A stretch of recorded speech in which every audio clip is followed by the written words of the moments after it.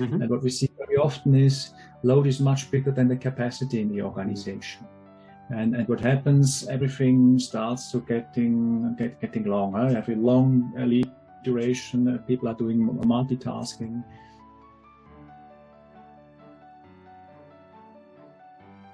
Hanspeter, maybe we've talked a lot about it. You could shortly explain CCPM. I think it's worth to differentiate it a little from the overall TOC approach, just to make it clear what CCPM is. Yeah. So CCPM is the application of TOC in project management environment.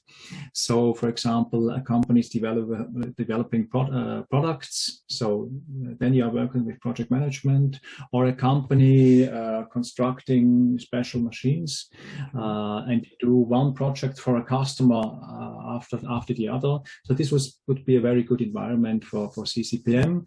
And CCPM, I would say, distinguishes itself with other methods, project management methods, by 3 points, I would say.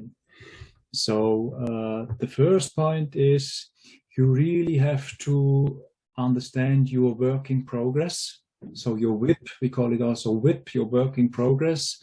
So this is all the projects and working packages worked on at the same time right now in your organization. So this is your load. And what we see very often is load is much bigger than the capacity in the organization. And what happens, everything starts to getting long. You have a long lead duration, people are doing multitasking. So the first message here is you have to get your WIP under control, you have to understand your WIP, and you have to, one could say, reduce your WIP. We call it stagger your WIP. Instead of doing a lot of projects at the same time in parallel, we start doing it, how should I say? So we do it like this. We stagger it, and do more projects each after the other. This is the first idea. Controlling your WIP. The second idea is we have to give the people a signal, because now they do less projects, but still all the projects, the whole portfolio has to go through the organizations, and in the future we like to do more projects, even more projects with the same people. So the lead time has to be reduced. So people really have to know where is the focus, where I have to invest my time, my resources, and we have to give the people a signal. We call it fever curve. So it's a system where you see your projects, your project portfolio, but also on the level of your single project, and on the level of your teams, the working packages. You see, okay, which projects are red, which are yellow, which are green. We produce this result, this signal by the means of comparing buffer consumption with project progress. So when we see, okay, we do little progress in the execution of the project, but we consume a lot of project buffer. So buffers are the small buffer we calculate in the working packages. Then we are going into the red. We are consuming a lot of buffer and do a relatively small progress.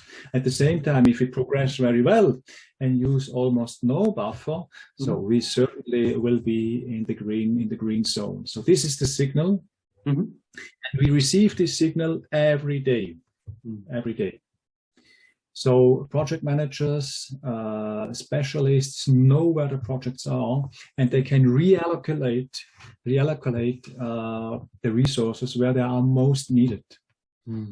So when you are capable of shifting resources because the knowledge needed is in another team or in another possessed by another person, you can allocate your resources where they are most needed, where the focus should be.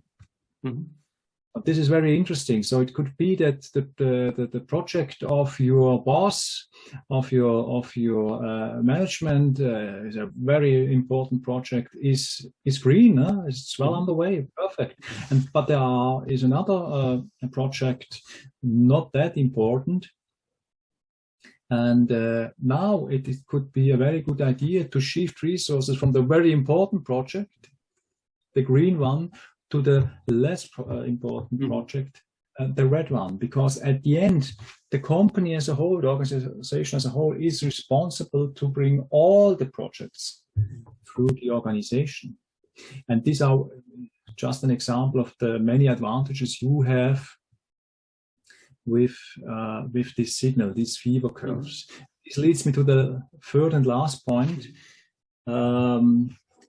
Something else you can do with this signal, these fever curves, and the data you get from buffer consumption is that you optimize your organization according to your buffer consumption.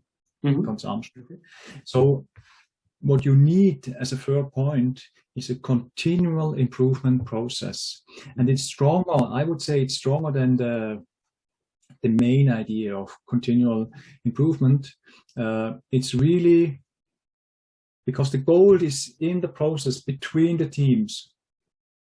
So for us, it's relatively easy to shorten a project plan and to give the people a signal where to focus, and the projects get faster.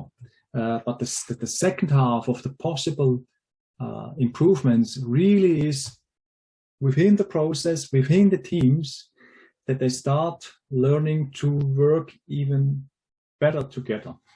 And for that, we have our best customers, and I'm talking here of improvements of 50% and more. So 50%, they halve their lead time.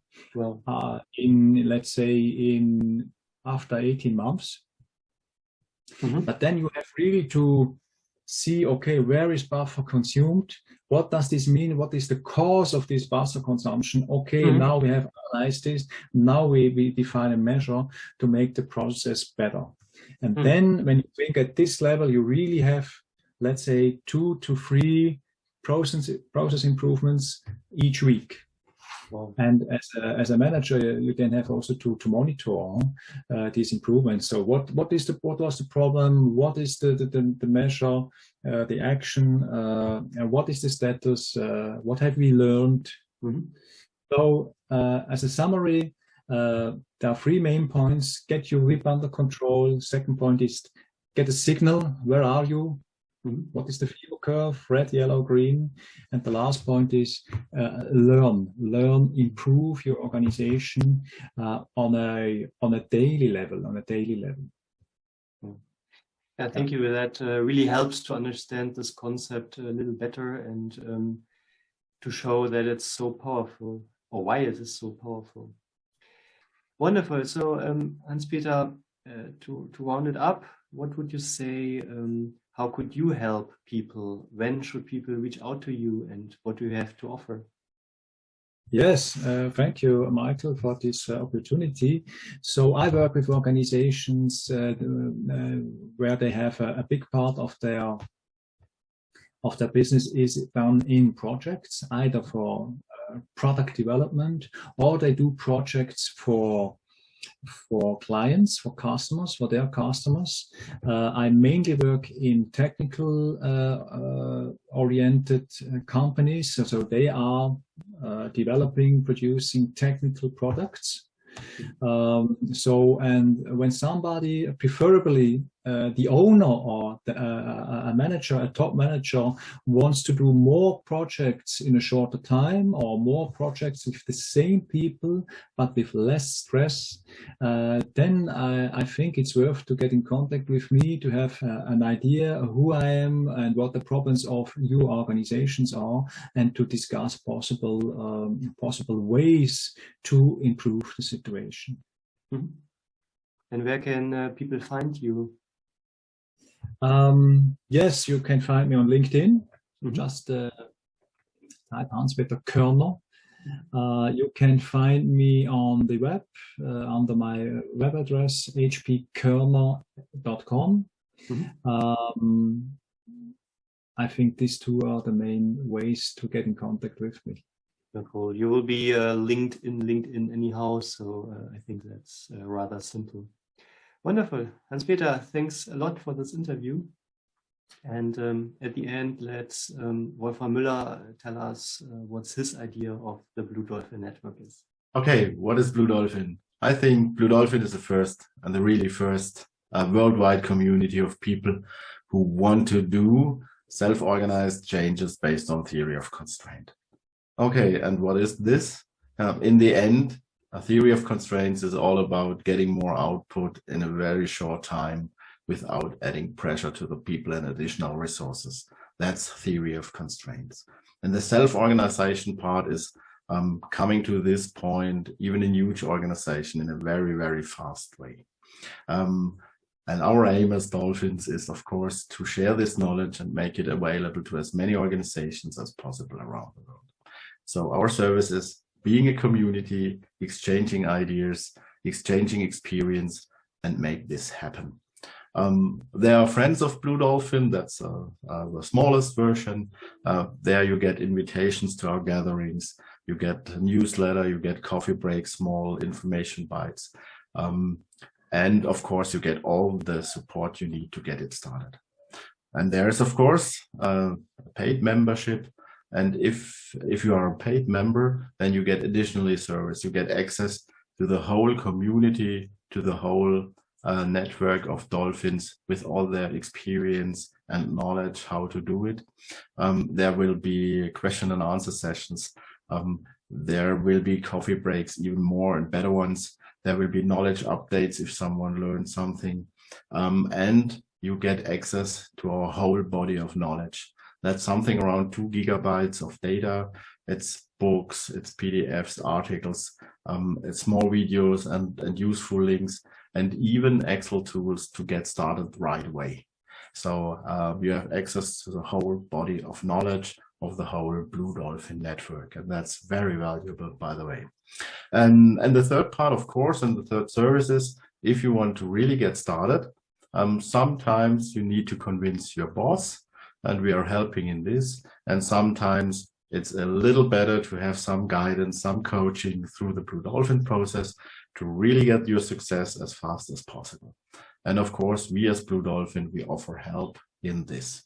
So we are a community from the beginning to the end, just to make you successful and your company.